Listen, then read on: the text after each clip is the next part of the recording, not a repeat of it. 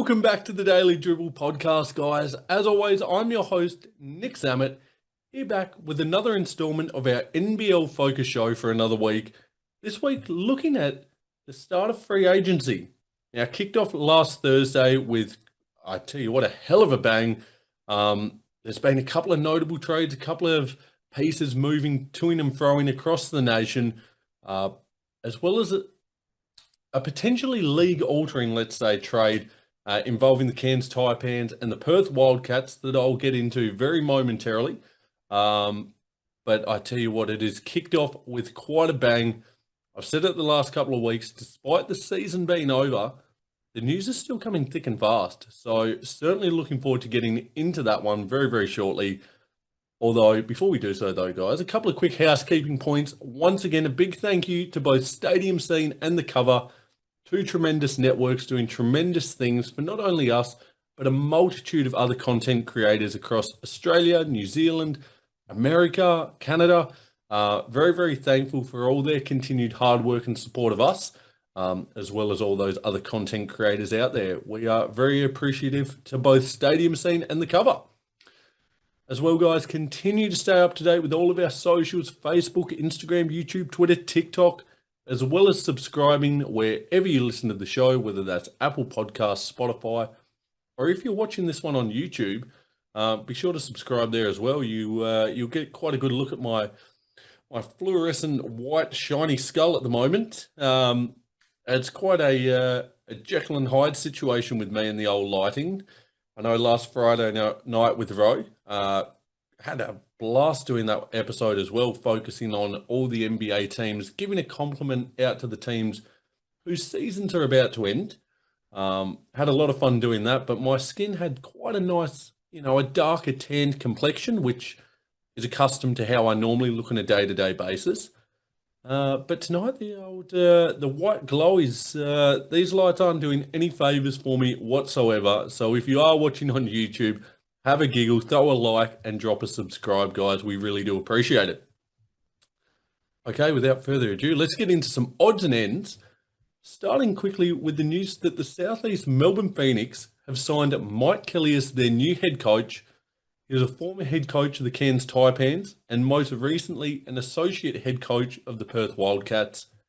He'll add some much needed knowledge and experience to one of the younger franchises within the league.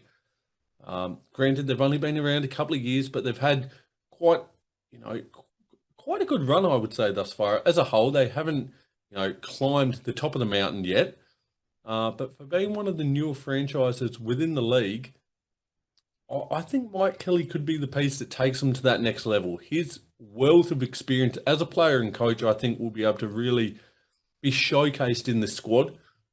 If Mitch Creek at the helm, pieces around them, I see no reason as to whatsoever that they couldn't go a step further than they did this year, and at the very least make the playoffs.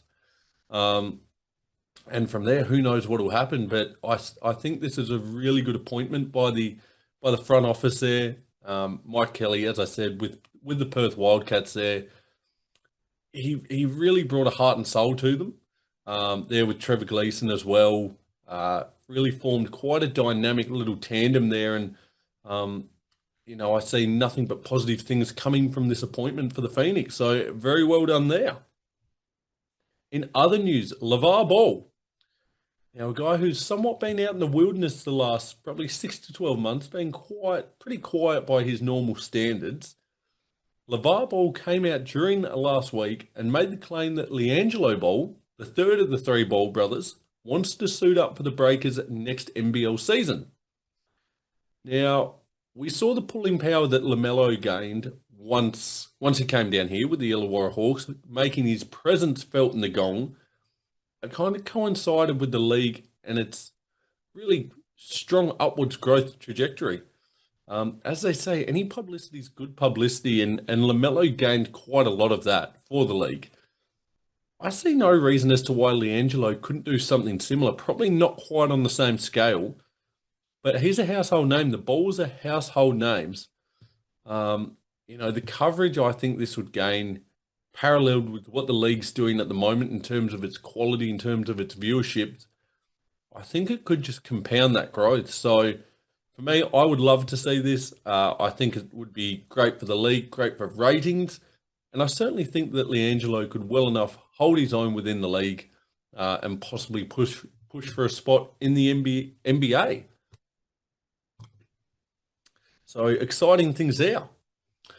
Moving ahead, Tom Abercrombie has signed with the Shanghai Sharks for the remainder of the 2022-2023 season in the CBA there. The Chinese Basketball Association, I've mentioned it quite a lot in speaking with Rowan Lee.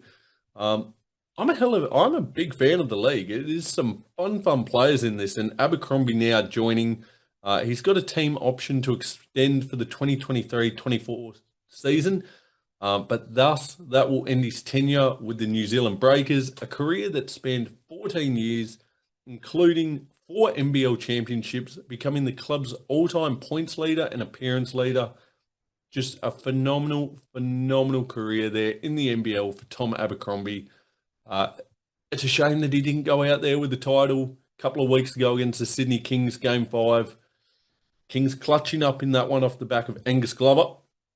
But nevertheless, Abercrombie has been an absolute stalwart for the Breakers. He's been through the highest of highs, the lowest of lows, and certainly looking forward to seeing what he can do there in China. Would love to see him go around again in the 2023-2024 season.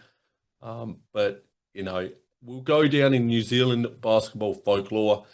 Incredible clubman, incredible player, and just, you know, a really tough as they come guy who lays it all out in the court. You know, couldn't be happier for him to have this opportunity and go out with a change of scenery and with the Shanghai Sharks. So fair play there to Tom Abercrombie. Finally, now this kind of just opportune time with the free agency period coming up, or starting, should I say. But last week, the league announced that the NBL salary cap was having an increase for the upcoming season of nearly 7%. It's now up to a tick over 1.8 million for the upcoming season. And again, just reiterating, it really ties in well with the continued growth of the league from both a media content consumed level, as well as fans in attendance. Now, across the grand final a few weeks ago, the attendance records were broken night in and night out. And again, it just speaks to the health of the league at the moment.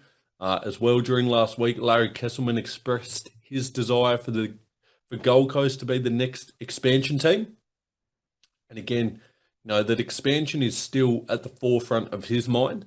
Just signifies what a great position the league's in. It's only 2 seasons since the JackJumpers came in, but it's kind of for Kesselman, what's next? And I love that. I love that mentality, and I think for him, it's a great time. It's a great time to kind of capitalize on the strength and the health of the league. For me, I've said it time in and time out. I truly believe behind the NBA, the NBL is the second highest level in the world. You know, I'm all for the CBA, the Chinese Basketball Association there. Shout out newest recruit, Tom Abercrombie. But I believe the NBL is second to none. It's really a phenomenal league, phenomenal players now, and it's great to see that salary cap increase as well. Guys, let's push ahead. Daily Dribble. Very good. Free agency, as I said, kicked off last week. There's only been a couple of real big notable talking points, a couple of other little pieces around the edges that I won't delve into too much. But certainly expect over the coming week or two, there's going to be plenty more news. But I thought today would just be a nice opportunity to kind of ease into the free agency period, speak about a couple of these more notable moves, and then we'll keep you updated with everything going forward over the coming weeks.